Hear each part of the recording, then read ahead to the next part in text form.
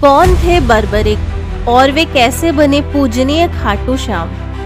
महाभारत की एक ऐसी अनसुनी कहानी जिसमें बर्बरिक ने खुद अपना शीश काटकर श्री कृष्ण को दे दिया था। वो 3 अभेद्य बाण की कहानी जिससे महाभारत का युद्ध 3 क्षणों में समाप्त हो सकता था। पूरी कहानी जानने के लिए इस वीडियो को लास्ट तक देखें। ये बात द्वापर युग की है, जब पांडव अपनी मां कुंती के साथ कौरवों द्वारा किए गए लाक्षागृह के षड्यंत्र से बचकर काम्यक वन में चले जाते हैं। लाक्षागृह लाख और आसानी से जलने वाले पदार्थों से बना एक महल था। दुर्योधन ने पांडवों को छल से वहां बुलाकर उस महल में चुपके से आग लगाकर उन्हें मारने की साजिश रची थी, परंतु महामंत्री विदुर ने उन सबको चालाकी से वहां से बचा लिया और पांडव अपनी मां कुंती के साथ काम्यक वन में छिपके कुछ समय व्यतीत किए। उस वन का राजा हिडिंब नामक एक भयानक असुर था। मानवों की गंध मिलने पर उसने अपनी बहन हिडिंबा को उन्हें पकड़कर लाने को कहा ताकि उन सबको मार के खा सके। वहां पहुंचने पर हिडिंबा ने भीम को देखा और उस पे मोहित हो गई। उसने अपना रूप बदला और एक सुंदरी में बदलकर भीम के पास पहुंच गई। भीम के परिचय मांगने पर उसने उसे सब कुछ बता दिया कि कैसे उसके दुष्ट भाई ने उन सबको आहार बनाने की योजना बनाई है। इधर अपनी बहन के देर तक ना आने से हिडिंब उसे ढूंढने निकला तो देखा कि हिडिंबा भीम से हंसी खुशी बातें कर रही है। गुस्से में हिडिंब ने हिडिंबा पर हमला कर दिया, जिसे भीम ने झेल लिया और हिडिंब से युद्ध करने लगा। और एक घमासान युद्ध के पश्चात भीम ने हिडिंब का वध कर दिया। भीम ने हिडिंबा से विवाह किया और उस जंगल का राजा बन गया। बाद में उनका घटोत्कच नामक एक बलशाली पुत्र हुआ। घटोत्कच को उस वन का राजा घोषित करके पांडव अपनी मां कुंती के साथ उस जगह से प्रस्थान कर गए। घटोत्कच का विवाह महर्षि कश्यप एवं दिति के पुत्र दैत्यराज मूर की पुत्री मौरवी से हुआ था। उनके 3 पुत्र हुए, बर्बरिक, अंजनपर्व और मेघवर्ण। मौरवी के सबसे बड़े पुत्र बर्बरिक ने मां आदि शक्ति की घोर तपस्या करके उनसे 3 अभेद्य बाण प्राप्त किए थे। जब बर्बरिक महाभारत के युद्ध में भाग लेने आए तब श्री कृष्ण से उनका परिचय हुआ।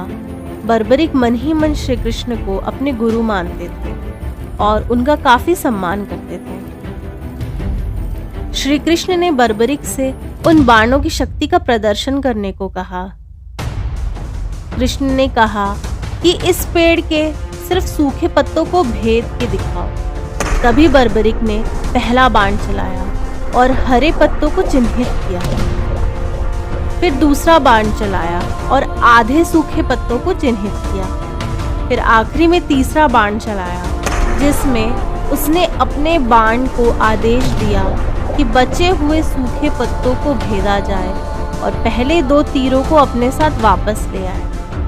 तीसरा बाण चलते ही श्री कृष्ण ने अपना एक पैर नीचे गिरे एक सूखे पत्ते पे रख दिया। तीसरा बाण सारे सूखे पत्तों को भेद कर श्री कृष्ण के पैर को भेदने की कोशिश करने लगा ताकि आखिरी पत्ते को वो भेद पाए जो श्री कृष्ण के पैर के नीचे दबा हुआ है। तभी श्री कृष्ण ने पैर हटाया और आखिरी पत्ता भेदने के बाद तीनों बाण वापस बर्बरिक के पास पहुंच गए। तभी से श्री कृष्ण के इस पैर का हिस्सा उनके शरीर के सबसे कमजोर हिस्सा बन गया और बाद में जरा नामक शिकारी के द्वारा पैर में एक तीर लगने पर भगवान श्री कृष्ण की मृत्यु हुई। भगवान श्री कृष्ण को चिंता होने लगी कि बर्बरिक ने अगर महाभारत के युद्ध में भाग लिया तो अनर्थ हो जाएगा, क्योंकि बर्बरिक ने अपनी मां मौरवी को ये वचन दिया था कि वो हारने वाले पक्ष से ही युद्ध करेंगे। श्री कृष्ण को पता था कि भले ही शुरुआत में बर्बरिक पांडवों के पक्ष से युद्ध आरंभ करे, परंतु जब कौरवों की हार होने लगेगी तब वचनबद्ध बर्बरिक पांडवों के विरुद्ध जाकर कौरवों के पक्ष से युद्ध करने लगेंगे, जिससे युद्ध का संतुलन बिगड़ जाएगा। इसीलिए विवश होकर श्री कृष्ण ने बर्बरिक से उनका शीश मांग लिया। कुछ पल के लिए तो बर्बरिक स्तब्ध था, परंतु उसने अपनी आखिरी इच्छा जाहिर की कि वो महाभारत का युद्ध पूरा देखना चाहता है। फिर उसने खुद ही अपना शीश काटकर श्री कृष्ण के चरणों में रख दिया।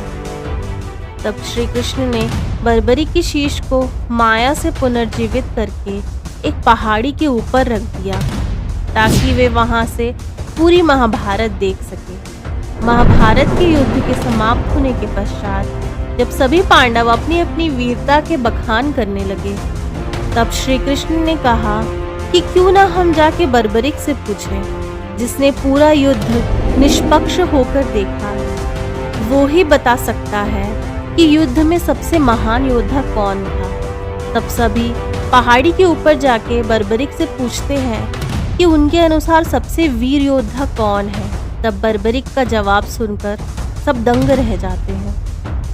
उनके अनुसार केवल एक ही व्यक्ति ने महाभारत का युद्ध किया और हारा भी। उन्होंने हर व्यक्ति में श्री कृष्ण को ही देखा।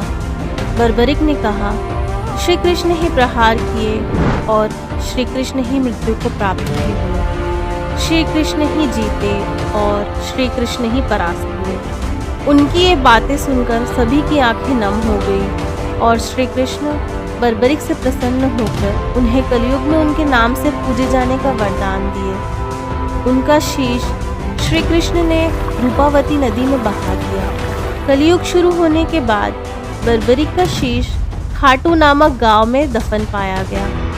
वर्तमान में ये स्थान राजस्थान के सीकर जिले में स्थित है।